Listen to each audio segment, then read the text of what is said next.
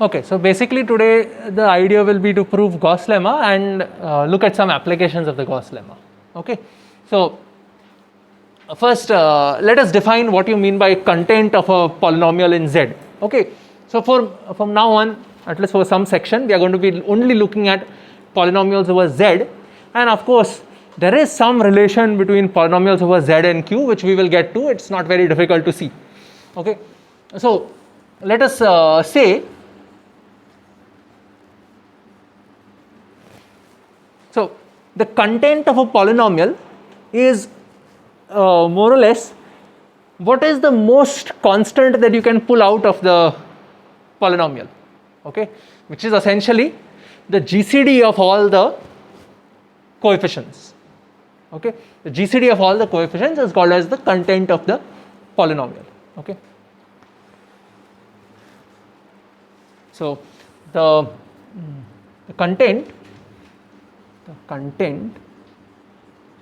of a non-zero polynomial a0 plus a1x plus a2x square plus up to an x raised to n in zx, okay, is the GCD of a0, a1 up to an. Okay, the greatest common divisor of all. Look at all the common divisors of a0, a1 up to n, and you take the biggest one. That's the, look at all the common divisors of a0, a1, a2 up to an, and take the biggest one. That's the GCD. You all have proved many results of GCD in number theory. Okay, so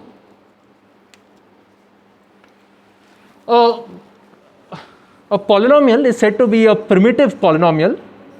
Okay, we'll say that a polynomial is a primitive polynomial if its content is 1. Okay, so a polynomial a0 plus a1x plus up to an x raised to n in zx is said to be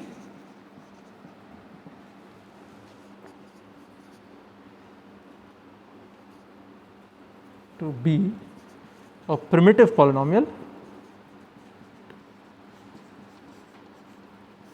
if the content of, let us call this as fx, the content of f of x is 1. Okay, if the content is 1, then can you give me some conditions on which the content is going to be 1? One way you know it's going to be 1 is if one of the coefficients is equal to 1, right? If one of the coefficients is equal to 1, it will definitely be. So in particular, all monic polynomials will have content 1, right? If one of the coefficients is 1, this is a GCD, right? So the GCD should divide 1. There is no other option but to be 1. Okay, so all monic polynomials, you all know what is monic, right? The coefficient of the highest degree, okay, will be primitive. Okay. Okay. Now here's another one, just an exercise which we are going to use to prove the Gauss lemma. Very simple theorem. Actually, the work is in this exercise, which we have already done, in fact. So let's see. So if you take this function, so for n in n, okay, if we define this function, so prove that capital F going from zx to znx. Okay, so I want to take a polynomial here and send it there. The natural way of doing it is f of x, I am going to take it to f bar x. Okay, and what is f bar x? It is look at each of the coefficients and find their remainders modulo n. Okay, where f bar of x is the polynomial in Zn x obtained by reducing each coefficient modulo n. Okay, I hope that's clear. Look at each of the coefficients of f. So, what would be f of, let's say if I was looking at f from zx to z5x, okay, what would be f of, let's say 4x cube plus 15x square plus 32x plus 1, what would this be?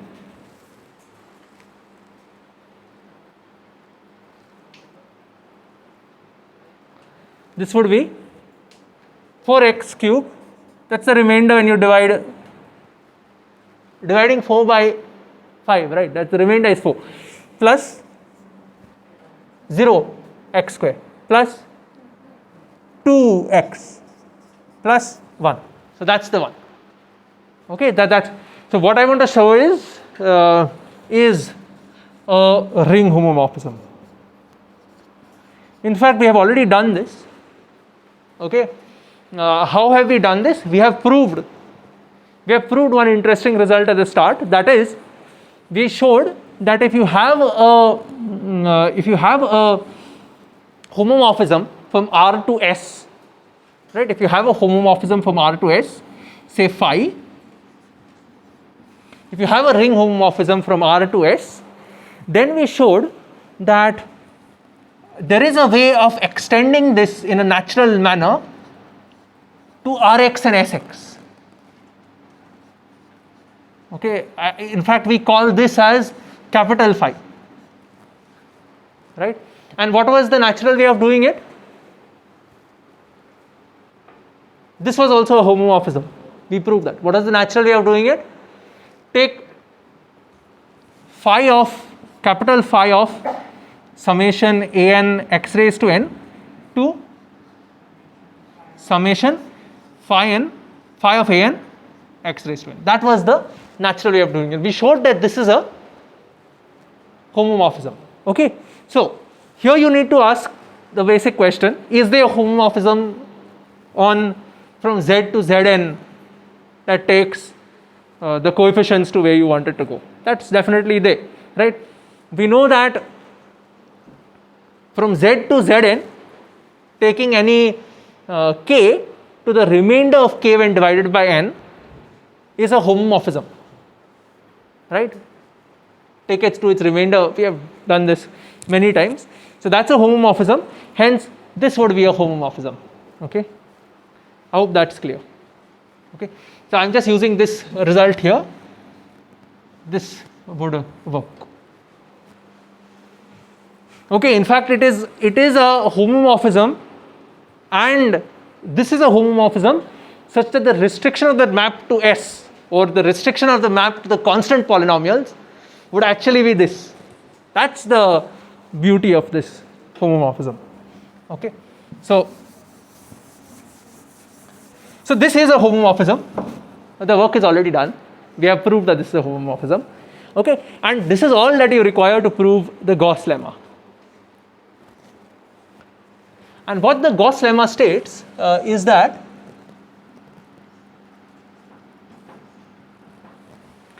if you have two primitive polynomials in Zx and you take their product, you get back a primitive polynomial. That's what it says.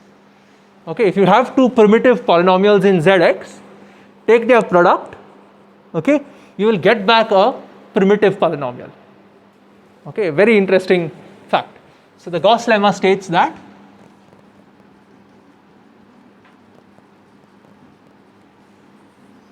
if f of x and g of x in Zx are primitive polynomials, then the polynomial f of x into g of x is also primitive. So there are actually two ways of proving this result. I mean, at least what I know of. One is I would call it as a primitive method, where you can look at the coefficients and check this thing. Okay, there is a way of doing it. I will not do that. But the other one is to use this homomorphism. It's a very easy way to use this homomorphism. So the technique while using this homomorphism is like this. You assume that this has content greater than 1. Okay, then so what will it mean by saying that the content is greater than 1? The GCD of the coefficients, right, is greater than 1. So therefore the GCD of that will have a prime divisor, call it P. Okay, so what will that mean? It means that the P is going to divide each of the coefficients of f into g. Each of the coefficients of f into g. Okay, that's what it means. What does that mean? That means f will take f into g to 0. Right? P divides the coefficients of each of f into g, right? P will divide the coefficients of each of the coefficients of f into g. P divides each of the coefficients of f into g. That means f zp. Go from zx to zpx. Okay? Because now the remainder of each of the coefficients is going to be 0. So therefore this f will take f into g to 0. But we know that f of f into g is f of x, bad notation because I'm using f in both places, but capital F of f into g is capital F of f into capital F of g, and that is 0. But Zpx is an integral domain, right? Why is Zpx an integral domain? Because Zp is an integral domain. Since Zp is an integral domain, if D is an integral domain, we know that dx is an integral domain.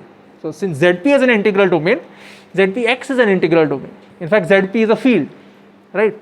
Zp is a field, right? Yeah. So Zpx is going to be an integral domain. So f of x is an element of Zpx. f of g of x is an element of this thing, and the product is 0, which means that either this is 0 or that is 0. What does it mean to say that f of x is 0? What is f of x? It is this f bar where the coefficients are reduced modulo p, right? So if f of x is 0, it means that each of the coefficients was a multiple of p. But what would that mean to the content of f? P would divide the content of f, which is a contradiction because we started with primitive polynomials. Okay, so a very simple argument. So suppose the content of f of x into g of x, is there a nice notation I can use for this? Okay, suppose the content is c, which is greater than 1. Okay, then by the fundamental theorem of arithmetic, right, that is by the fundamental theorem of arithmetic, then there exists a prime p, a prime of natural numbers, prime means in natural numbers, okay, prime p such that p divides c. Okay, so p divides c. What I am going to do is define capital F from z of x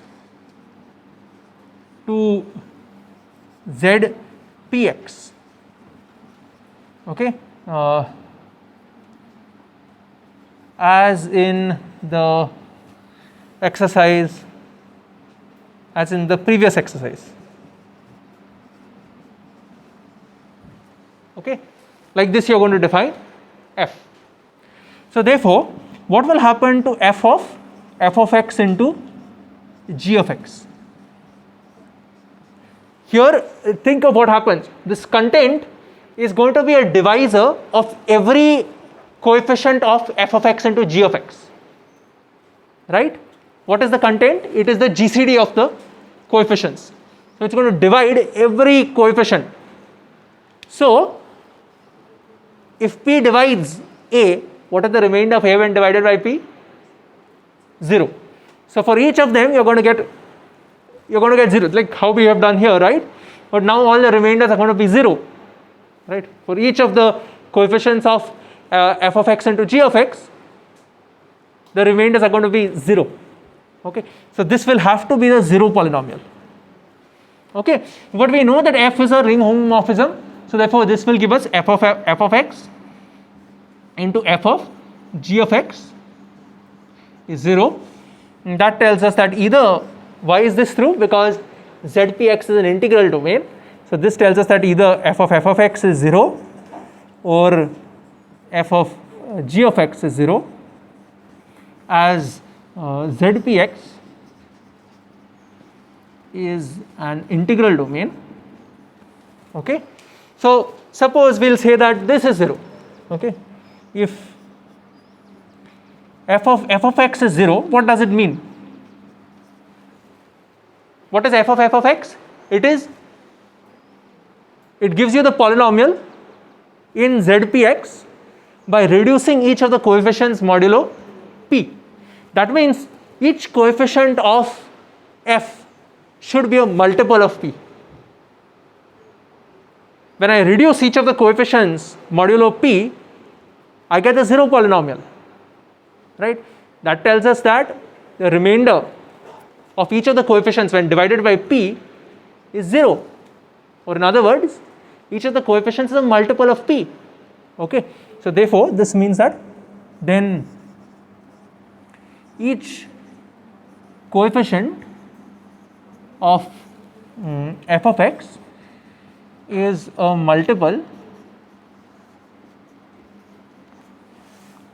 of p, and hence, okay, since each of coefficient is a multiple of p, what should happen? Each coefficient is a multiple of p, therefore p should divide the content of f of x.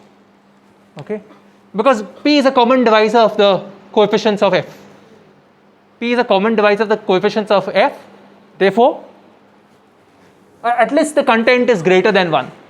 Okay, at least that should be okay to understand. It is also true that p divides the GCD, so therefore the content of f of x is greater than 1. In fact, the content of x has to be greater than p. Okay, therefore the content of f of x will be greater than or equal to p, which is a number greater than 1. Okay, this is a contradiction. This is a contradiction. What does it contradict? The assumption that, okay, of course, if f of g of x is also 0, we can do the same argument. So I am not going to write that separately. Okay, so it contradicts the assumption that the content of f of x into g of x is greater than 1. So therefore the content of f of x into g of x should be 1. Okay, that's the simple proof of the Gauss lemma.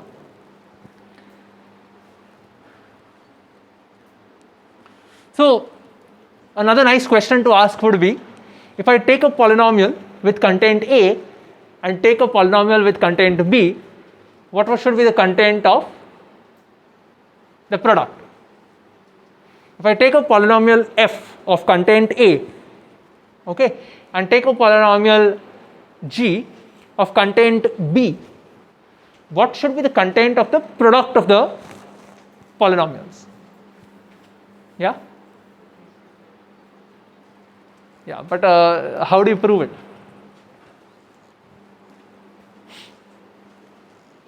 what will be the content of, or we would like to show that the content of f into g is a into b, right? That's a nice, it would give us a nice result. So, how do we prove something like this? It's quite easy. It follows as a corollary to the Gauss lemma. Okay, so let me write it as a corollary. So if f of x in zx non-zero, okay, let me say if f and g are non-zero polynomials of zx of content a and b respectively, then the content of f of x into g of x is AB.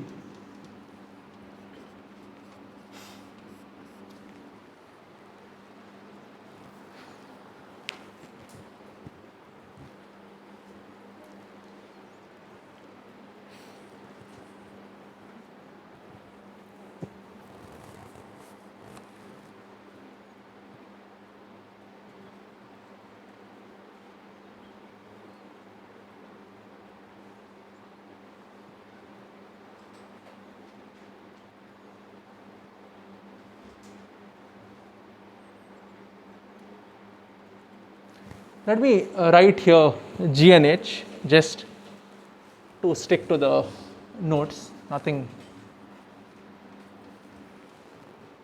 just to stick to the notes, okay? G of x and H of x. So we'll take f to be G of x into H of x. So since the content of G is A, okay, what will happen if I take a polynomial, okay, how do I get this polynomial? So what happens if I divide each coefficient of G by A? What will happen to the GCD? In fact, what I am asking you is, essentially, if the GCD of A0, A1 up to an is d, this is a common divisor, right? So dividing it gives me all natural numbers. Then what happens to the GCD of A0 by d, A1 by d up to an by d, right? What happens to this? You should get 1, okay? If you don't know this, please prove it. In fact, if d is a common divisor of an, A0 up to an, then these two statements are in fact equivalent, okay? So you can try to prove this if you don't know the result. So yeah, so this is basically the idea which we are going to use. We are going to take the polynomial achieved by dividing each of the coefficients by a, okay? So what will that polynomial give us? So let g tilde of x be the polynomial obtained by dividing each coefficient of g of x by a, okay? So what will be the content of g tilde? What will be the content of g tilde? The content of g is a, right? Now you are dividing each coefficient by a. So what will be the content of g tilde? 1. So this will become a primitive polynomial, okay, by a, and we will take h tilde to be the polynomial obtained by dividing each coefficient of h of x by b, okay? So therefore what is going to happen is both g tilde and h tilde are primitive polynomials.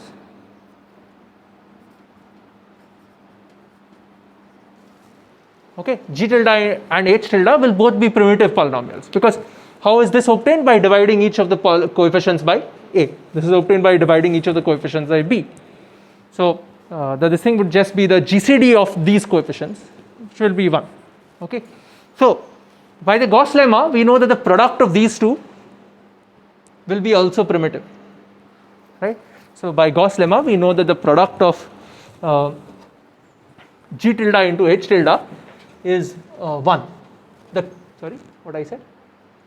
That g tilde into h tilde is primitive. Okay.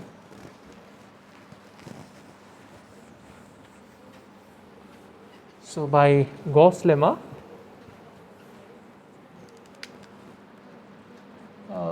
by the Gauss lemma,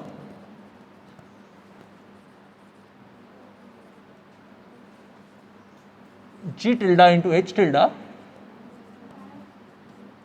is primitive.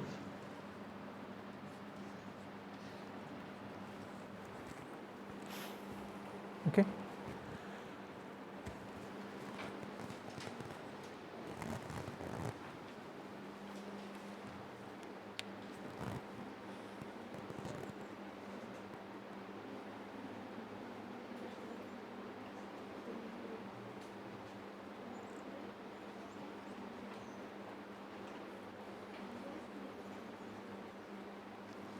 Yeah.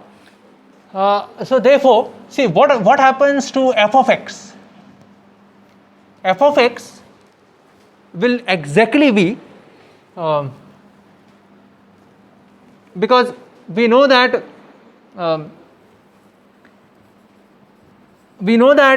g of x is going to be a times g tilde of x, right? This is obtained by dividing each of the coefficients by a. So this will be a times g of x, and this would be h of x would be b times h tilde of x, right?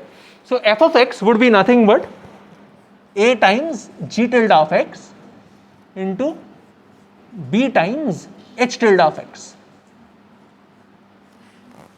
Okay, so this would give us ab times g tilde of x into h tilde of x. Okay, but this is primitive, right? This is primitive. So this what is this polynomial? This polynomial is, to each of these coefficients you multiply ab, right? To each of these coefficients you multiply ab. So what would happen to the GCD of the coefficients of this polynomial? This is primitive, right? Say suppose the coefficients, this is some f tilde, okay? If this is some f tilde, say f tilde is g tilde of x into h tilde of x. Okay, suppose we write f tilde as summation a n x raised to n. Okay, what will happen to ab times f tilde? Or not, let's put it in the finite form, a naught plus a1x plus up to a n x raised to n. Okay, what will happen to ab f of x? It will be ab a naught plus ab a1x, sorry, plus up to ab a n x raised to n. But the GCD of these is 1. So the GCD of this is 1. If the GCD of a naught up to a n is 1, if you multiply k to all of them, what will the GCD become? K. Right? The GCD will become exactly k. So therefore, the content of f of x is mostly the arguments are actually of GCD more than anything else. Content of f of x is ab. Okay, so a more generalized result than the Gauss lemma, but we use the Gauss lemma to prove it.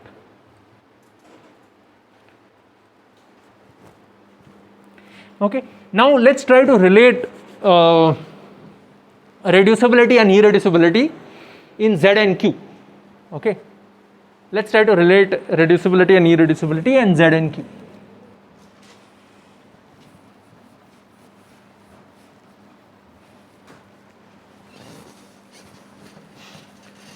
So let's ask basic questions and try to solve them.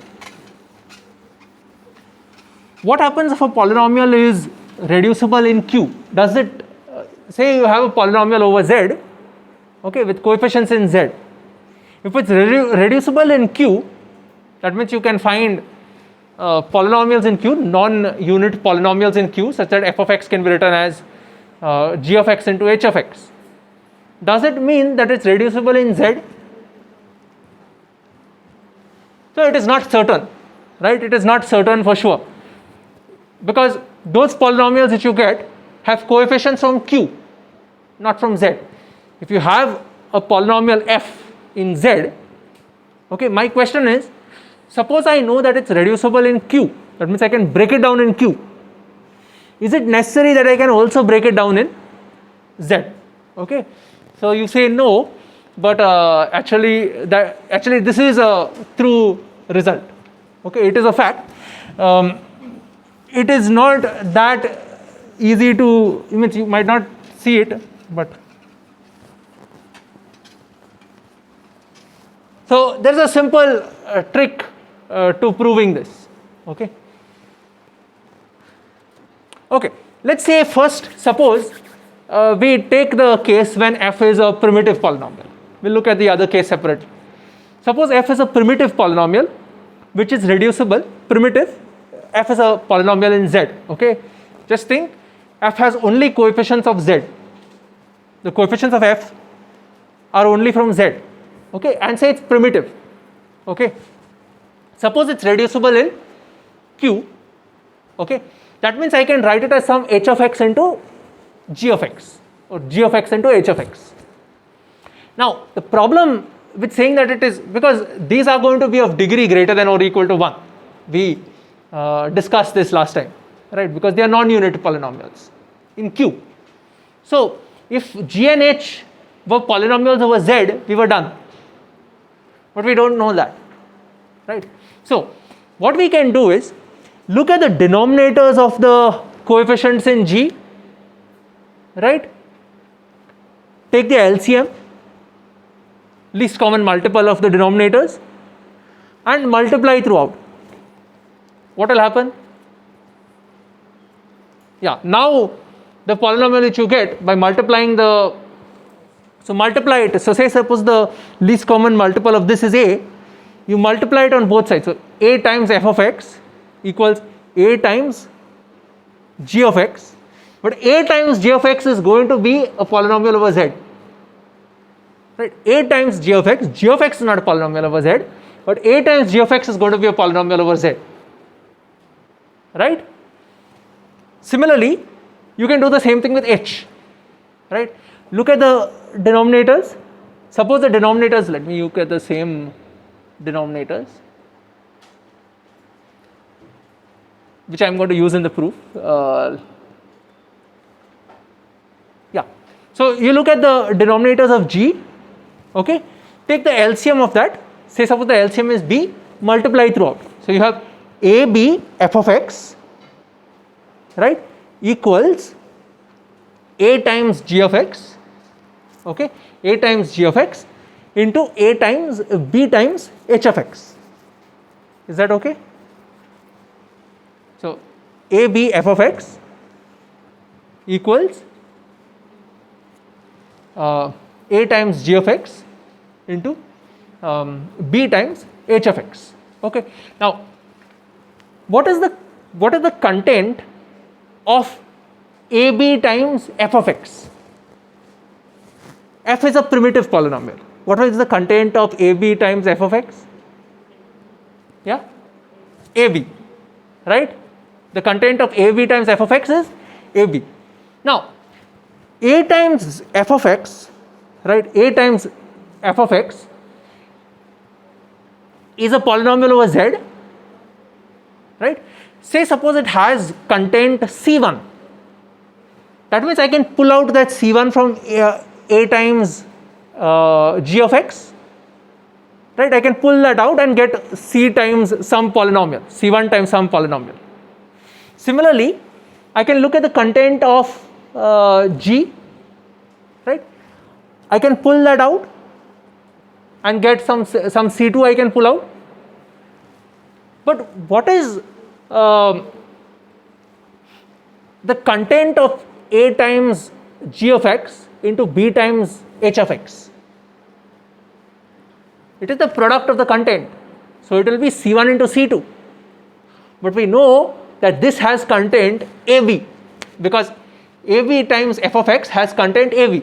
So I can cancel out AB and C1, C2 on both sides. That's the basic idea. Okay, so let's try. It's not so very interesting result. So of course I have only proved it when it is primitive, but the basic idea comes from there, because now when it is not primitive, you simply multiply by the content, right? Once you want to show it's reducible over Q, right, you simply multiply across by the content. In fact, I will do it this way itself, and I'll show you.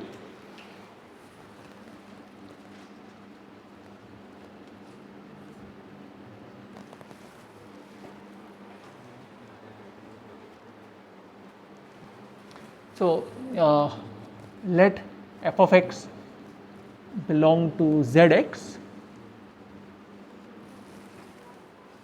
Okay. So if f of x is reducible over Q, then, or in Q, then f of x is reducible in Zx. So if I can write a polynomial, if a polynomial of over Z, if a polynomial in Z with coefficients in Z can be written as a product of polynomials with rational coefficients, I can also write it as a product of polynomials with integer coefficients. That's what it tells me. Okay, that's exactly what you can see, that when we work, the degrees don't change.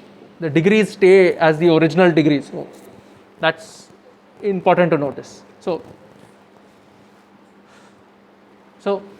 suppose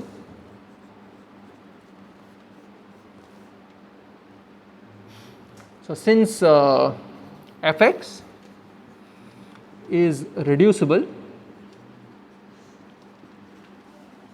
over Q or in Qx,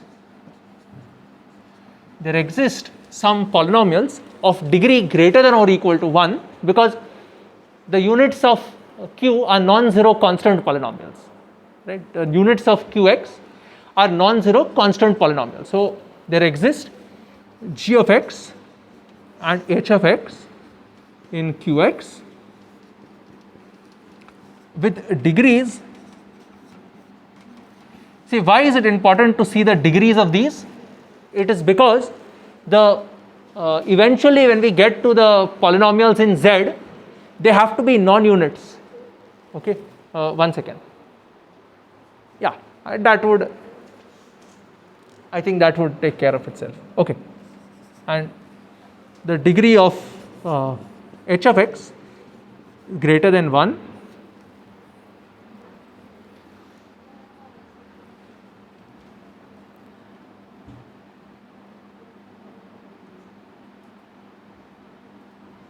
such that f of x can be written as g of x into h of x.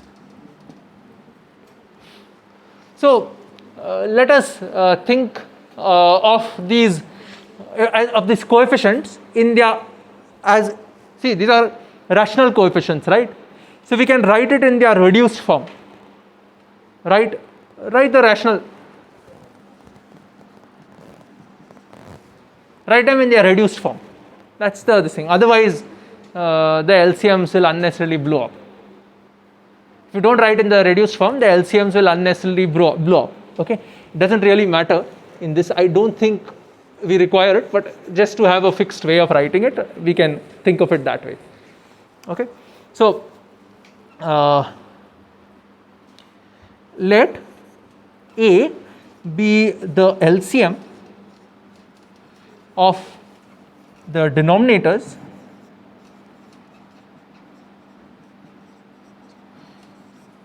of the coefficients in their reduced form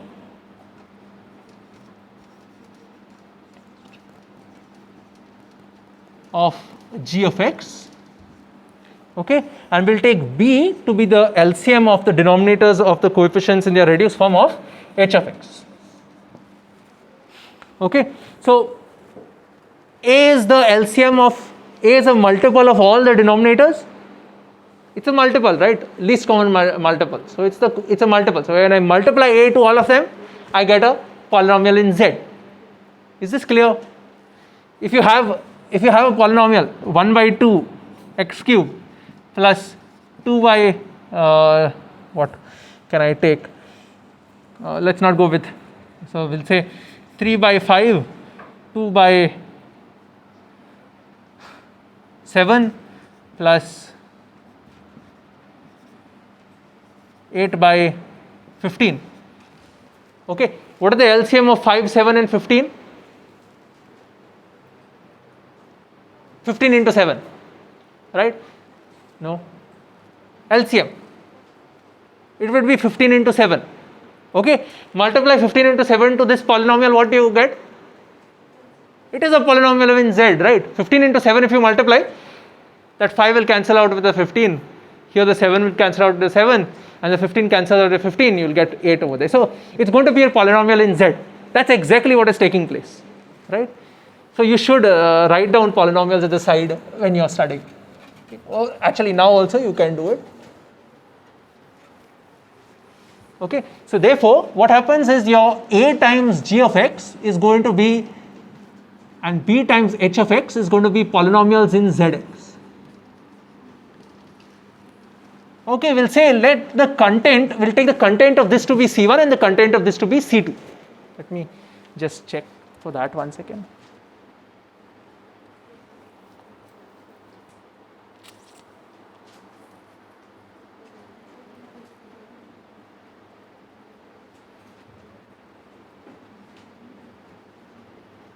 Yeah, there is one minor change which I want to make here actually. Let me start with let f of x be a primitive polynomial. Case 1, f of x is a primitive polynomial. Okay. In the notes, you'll see a slight change in the proof. Okay. So we'll take the content. Let C1 be the content of A times g of x, and we'll take C2 to be the content of B times h of x. Okay. So if this is the content of this is the content of this, therefore the content of A times g of x into B times h of x is what? Is, by the previous theorem, this is going to be C1 into C2. Okay. Also, what you can see here,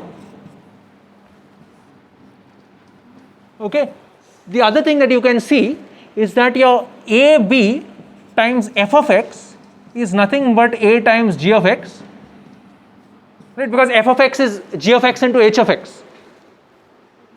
So AB f of x is nothing but A times f of x into g times B times h of x. What, this is primitive? So this has content AB, okay, yeah. So this has content AB, has content AB. But this polynomial has content C1, C2. Also the same polynomial has content AB. That means AB should be equal to C1, C2. Okay. Therefore, AB is equal to C1, C2. Okay. So hence what we can do is we can cancel them out on both sides. Yeah, here I have to see, so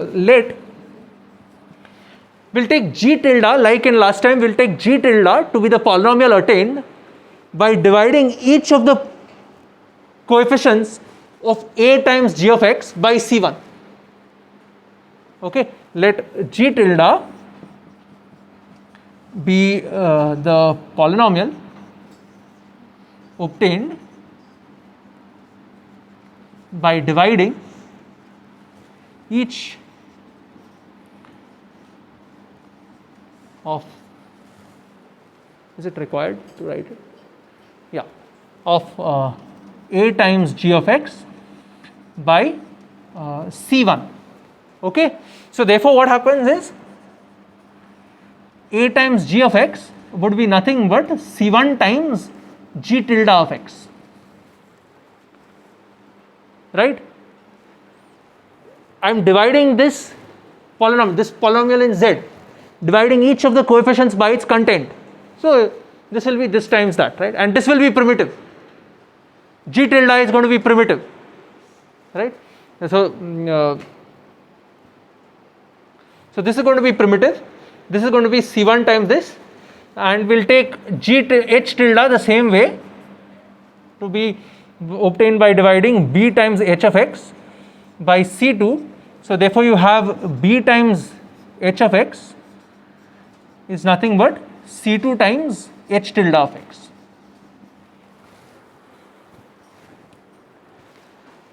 So now we have a proof. So we have AB f of x, we have AB f of x is that a times g of x into b times h of x, because f is equal to g into h. Okay, but this is c1 times g tilde of x, okay, and this is c2 times h tilde of x. Okay, this would be c1 c2 g tilde of x into h tilde of x. Okay, now from the right hand side, if you look at it, this is primitive, hence it has content AB. Okay, left hand side, if you look at it, this is primitive and this is primitive, so by Gauss lemma the product is primitive, hence it has content c1 c2. Okay, so therefore as f of x is primitive, AB f of x has content AB. Okay, again one thing is there that you need to check, that is that A and B are both positive, or AB is positive. Why is AB positive? Because A is the LCM of something and B is the LCM of something, so they are positive. Okay, and as g tilde of x, these are primitive, they are obtained by dividing by the content, these are obtained by dividing some polynomial by its content, so these are both going to be primitive. As this and this are primitive, g tilde into h tilde is primitive,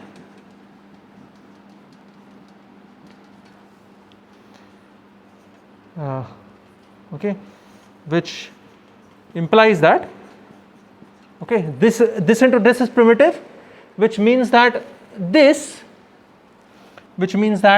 c1 c2 times g tilde of x into h tilde of x has content. Wait, have I proved that? Oh, I made a mistake. Oh, no need of doing this. I simply, this is not required, right? I have already proved this in a different way. Sorry. Here, this is already there. I need not, that's it, right? That's the proof. I just need to cancel this. Okay, I just realized. So by star, we just need to cancel out that, and we get f of x is equal to g tilde into h tilde. So we can break this. Okay. Now I took the case when f is a primitive polynomial. What if f is not a primitive polynomial? So suppose, so this is very easy. Suppose f of x is not or belongs to zx. Okay. Now I can write as f of x is reducible. I can write this f as g into h, right? I can write this f as reducible in qx. Okay. Let me not even do that. Yes. Yeah. Since this is reducible in qx, okay, what I can do is there is some non-unit polynomials g of x and h of x, that means of degree greater than or equal to 1, non-units, okay, in qx such that I can write this f of x. I am proving this in general. I have proved it for a primitive polynomial. When it's primitive and reducible, right, I prove that you can reduce it in z. These are now this thing, right? And notice here that the degrees of these are essentially the initial degrees that you started with. Check and see. If you go back and check, the degree of this is the same as the degree of g. Okay. Similarly, the degree of this is the same as the degree of h. Okay. So as this is reducible, f of x can be written as some g of x times h of x. Okay. But what I could do here is look at the content of this and take it to g. Okay. So I can take c, if c is the content of f, I can take that content to g. Let me show you.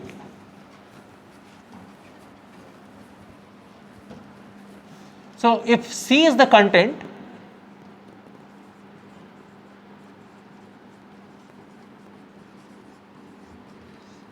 what will this mean? This will mean that you can write your f of x as 1 over c times g of x, which is again a polynomial in q, right? This is a polynomial, sorry, right? This is a polynomial in q. This is a polynomial in z. 1 by q times c, because c is a content of f. So you are dividing each coefficient by c. So it's a polynomial in z. No problem, right? So 1 by c times g of x times h of x. What does this mean? This means that 1 by c times f of x is reducible by the previous case. Okay. 1 by c is primitive, right? As 1 by c times f of x is primitive, 1 by c times f of x is primitive, right? I am dividing each coefficient by c. Okay. So as this is primitive and reducible in q of x, right? This is reducible in qx. Okay. Therefore, and reducible in q of x by the previous case, by the case 1, okay, by case 1 it is also reducible in zx. Okay. So there exists some g1 of x and h1 of x in zx. There exist non-units, okay, non-unit polynomials h1 and g1 and h1 in zx, such that you can write your 1 by c times f of x as g1 of x times h1 of x.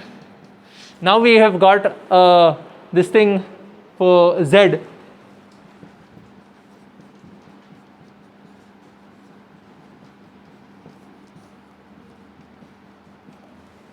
That's a valid way of this thing, right? We can C times g1 of x is also a polynomial in z. g1 is in z. g1 is in z. You're multiplying another constant to it, it's going to be in z, right? So this is in z, that's in z. Simple as that. So if you have if something is not primitive, divide its coefficient. So I mean, the reducibility should not change when you divide it by the content. So that's the key.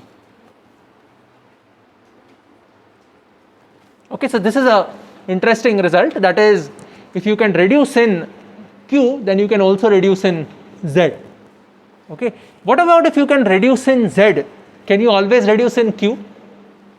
If you can reduce a polynomial in z, can you always reduce in q? No, we have shown that you cannot, and the problem was because those constants, right? So example 2x plus 4, right? If you have 2x plus 4, we know that this is irreducible in q because it's a polynomial of degree 1, but it is reducible in z. Okay, 2 times x plus 2, it is reducible in z. These are both non-units in z. Okay, so reducibility in z does not imply reducibility in q, except if you put one extra condition. What is that? If you introduce one extra condition, reducibility in z will imply reducibility in q. Any idea?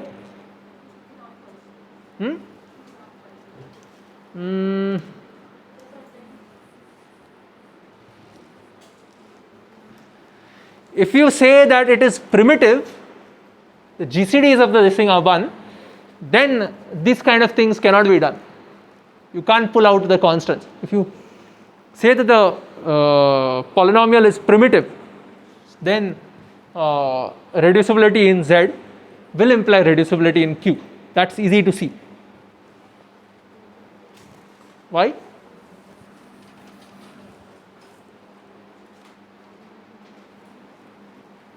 Okay, so we will see that next time. I've crossed the time.